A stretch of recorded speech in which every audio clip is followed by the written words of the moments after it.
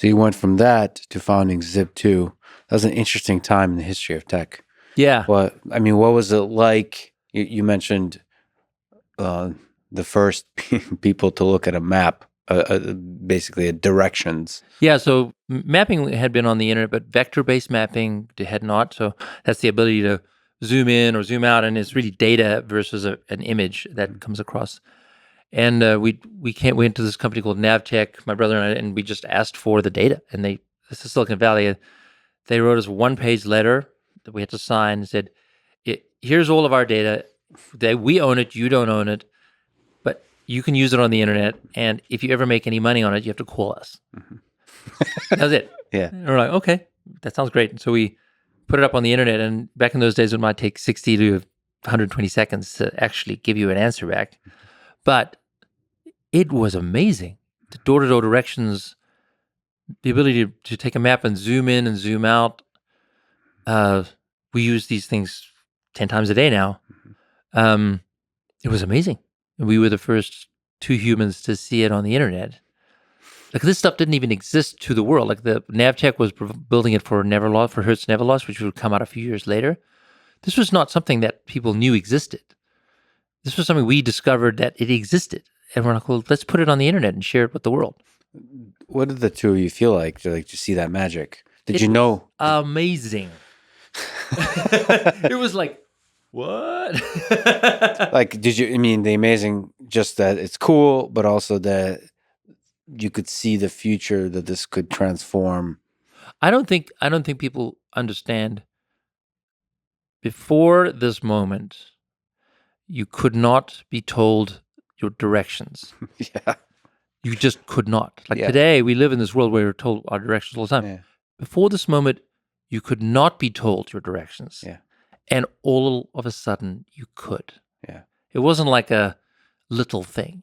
Yeah, there's a bunch of things that we take it for granted, and that takes like a day for people to like transition. Totally. It's like, boom. Yeah, okay, cool. Yeah, right, exactly. Yeah. And it's when you see, maybe when you're one of the first humans to see that thing, you're like, holy shit. Holy shit, this is going to be used by everyone all the time forever.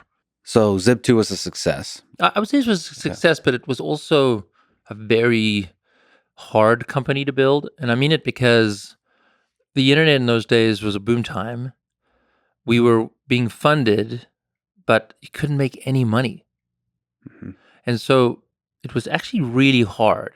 The constant outside criticism that we aren't for real, this is not going to survive, this is not going to, and it started to feel that way. We're like, wow, man, this is we are doing something that is great that people are using, and we were top 100 website.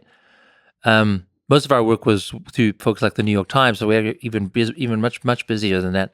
But there was just no money in it. Mm-hmm. And even today, go to Google Maps, there's no money in it. It's just local search that is needed for everyone. Mm-hmm. And so it became an add-on to search. But even remember, in those days, you couldn't make money at search either. Mm-hmm. No one had figured out AdWords or anything. They didn't realize how big of a business this was. But we all knew this was a thing. Mm-hmm. And everyone was using it. But didn't quite know how to make money. Couldn't make money. When we got acquired, it was a bittersweet moment because Compaq, that owned AltaVista, wanted to merge, so that's sort of regular search with the best search engine at the time, pre-Google, with Zip2, which would be the best local search, and it would be a Yahoo killer. And the Compaq just wanted to make money by taking the company public, but they wouldn't give us any stock. They paid us cash, which turned out actually very well for us, but because the whole internet bubble burst, we didn't know that at the time.